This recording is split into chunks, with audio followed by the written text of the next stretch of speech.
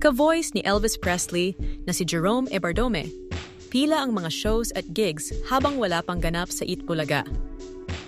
Hanggang ngayon nga ay hinihintay ng mga supporters ni Jerome Ebardome ang kanyang muling pagbabalik sa Eat Bulaga upang mag-perform ng mga classic Elvis Presley song.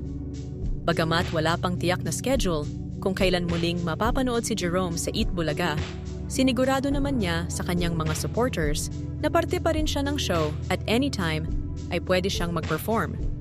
Gayunpaman, habang walang ganap si Jerome sa Eat Bulaga, rumaraket muna siya sa iba't ibang mga gigs at shows, tulad ng RJ Bistro ni radio and TV personality at musician RJ Jacinto.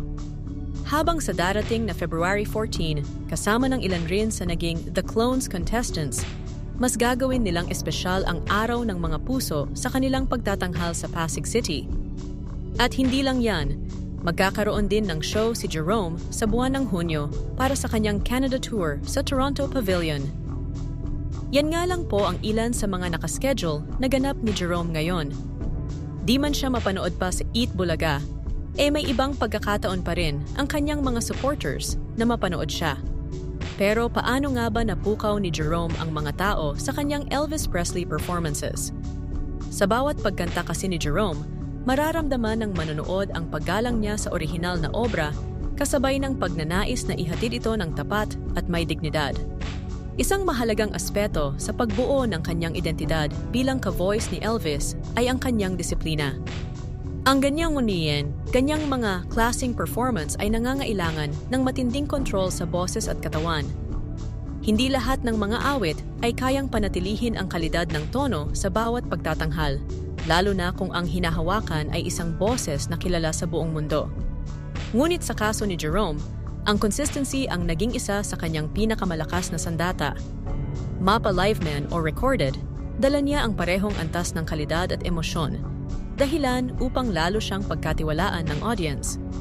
Kasabay ng kanyang pag-angat sa The Clones ay ang unti-unting paglawak ng kanyang presensya sa social media. Maraming videos ng kanyang performances ang kumalat online na may kasamang reaksyon ng mga taong napapatigil, napapatingin at minsan ay napapaluha.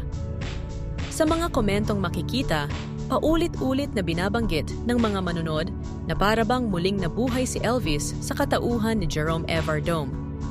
Ang ganitong reaksyon ay hindi madaling makuha at hindi rin basta-basta ibinibigay ng publiko. Ito ay patunay ng lalim ng koneksyon na kanyang nabubuo sa bawat awit.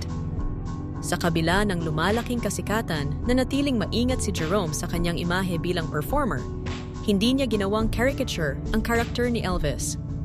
Sa halip, pinili niyang ipakita ang mas pino at mas respetadong version ng tribute.